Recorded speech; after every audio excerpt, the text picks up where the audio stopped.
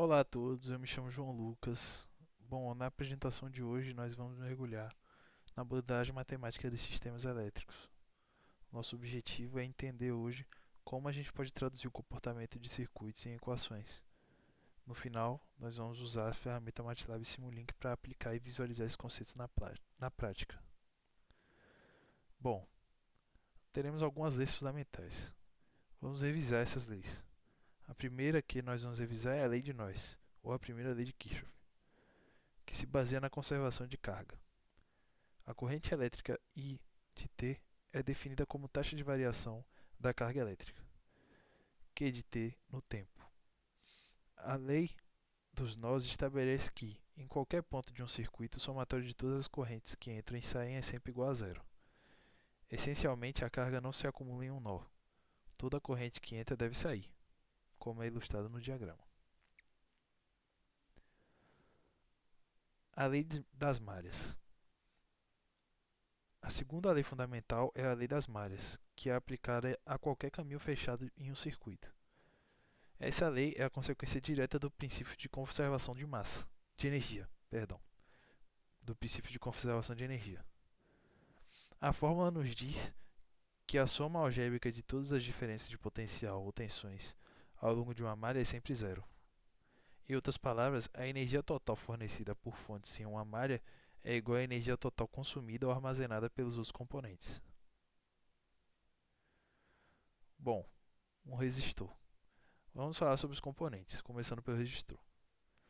A relação que governa seu comportamento é a lei de Ohm. A resistência R é a razão entre a tensão aplicada VR e a corrente I, que o atravessa.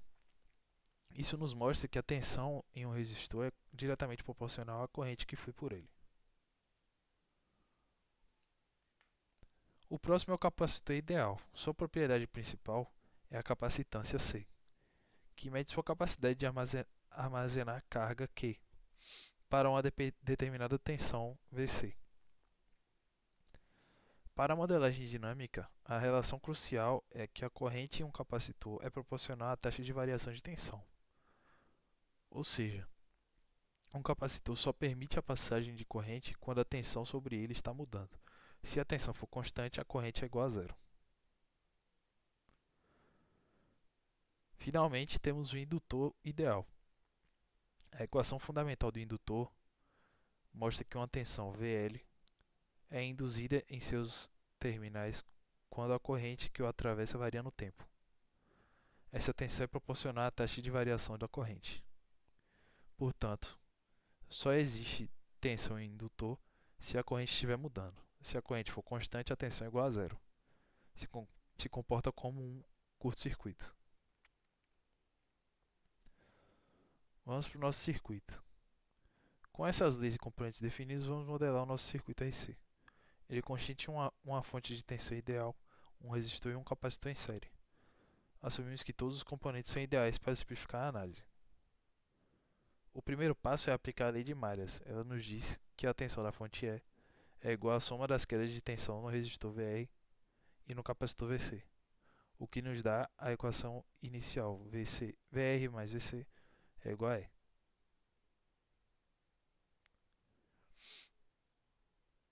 O próximo passo é substituir as tensões pelas relações constitutivas. Nós vamos trocar VR por R vezes I e VC por Q sobre C. A gente vai chegar a essa equação.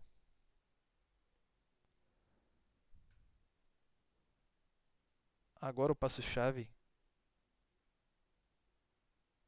Lembramos que a corrente I é a derivada da carga Q em relação ao tempo. Fazendo essa substituição, obtemos a equação diferencial que descreve a carga do capacitor.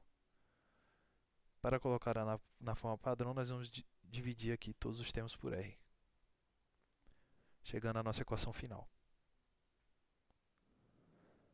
Bom, classificando essa equação, nós temos que ela é uma de primeira ordem, porque a maior derivada é a primeira. Não homogênea, porque o lado direito da equação que representa a fonte é diferente de zero, como vocês podem ver. E por fim é linear e invariante no tempo, pois seus coeficientes são constantes. Essa classificação é importante porque define os métodos matemáticos que podemos usar para resolver o nosso problema. Agora, nós vamos fazer, o próximo vídeo vai ser aplicando essa teoria no nosso Simulink. Obrigado.